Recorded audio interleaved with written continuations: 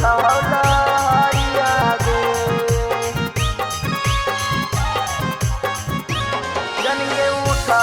तो दिला में तारा दिया उठौला हरिया गे। माँ शीतला रिकॉर्डिंग स्टूडियो बिहार शरीफ। उठौला हरिया गे हरे हरे बसवा कटाए लगलाओ मिलल खबरिया गे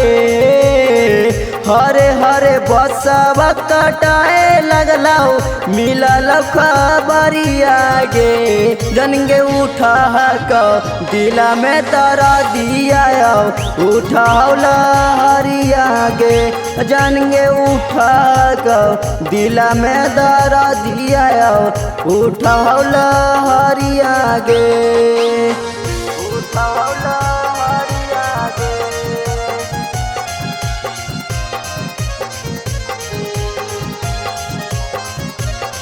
जनिए उठा तो दिला में तारा दिया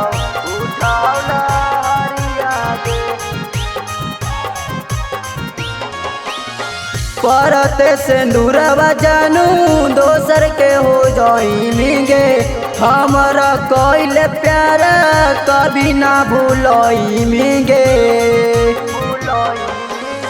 परते सिंदूरवा जानू दोसर के हो जाई मिगे हमारा कोइले प्यार कभी ना भूलोई मिगे डोली जब उठता अंगना से खोइबो जहर बागे डोली जब उठता अंगना से खोइबो जहर बागे जनगे उठा क दिल में दरा दिया उठौला हरिया गे जनगे उठा क दिल में दरा दिया उठौला हरिया गे उठौला हरिया गे